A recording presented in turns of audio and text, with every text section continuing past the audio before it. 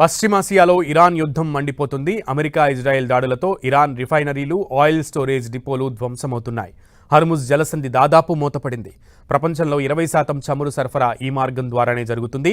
దీంతో middle east నుంచి చమురు, ఎల్ఎన్జీ సరఫరాలు తీవ్రంగా తగ్గాయి. ఫలితంగా అంతర్జాతీయ మార్కెట్లో బ్రెంట్ క్రూడ్ ధర $100 దాటింది. కొన్ని సమయాల్లో $119 వరకు చేరింది. ఈ సంక్షోభానికి సద్వినియోగం చేసుకోవాలని రష్యా భావిస్తున్నట్లు సమాచారం. చమురు ధరలు భారీగా పెరిగిన ఈ సమయంలోనే తన సరఫరాలను సద్వినియోగం చేసుకోవాలని రష్యా అధ్యక్షుడు పుతిన్ అధికారులకు ఆదేశాలు ఇచ్చినట్లు తెలుస్తోంది. రష్యా ఇప్పటికే యూరప్కు సరఫరా చేస్తున్న గ్యాస్ను తగ్గించి లేదా పూర్తిగా ఆపేసి ఆ సరఫరాలను ఇతర మార్కెట్లకు అంటే ఆసియా దేశాలకు, భారత్ వంటి కంట్రీస్కు మళ్లించాలని సూచించారు. ఇలాంటి సమయంలోనే ఎక్కువ సరఫరాలు అవసరమయ్యేటువంటి మార్కెట్లకు తమ దృష్టిని మళ్లిస్తే అక్కడ అడుగు పెట్టొచ్చని పుతిన్ చెప్పినట్లుగా సమాచారం. యూరప్ దేశాలు రష్యా గ్యాస్పై ఆంక్షలు విధించాలని 2027 నాటికి పూర్తిగా ఆపేయాలని ప్లాన్ చేస్తున్న నేపథ్యంలో ఇప్పుడే ఆ సరఫరాలను ఆపి ధరలు ఎక్కువగా ఇచ్చే కొత్త మార్కెట్లలో స్థానం సంపాదించుకోవచ్చు అనేది పుతిన్ వ్యూహంగా తెలుస్తోంది.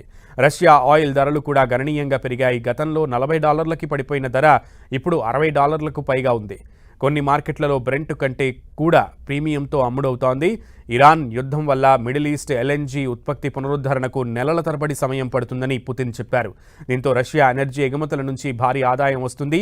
ఈ మాస్టర్ ప్లాన్తో రష్యా ఆర్థికంగా బలపడుతుందా లేదా యూరప్ ఎనర్జీ సంక్షోభం మరింత తీవ్రమవుతుందా అనేది సస్పెన్స్గా మారింది.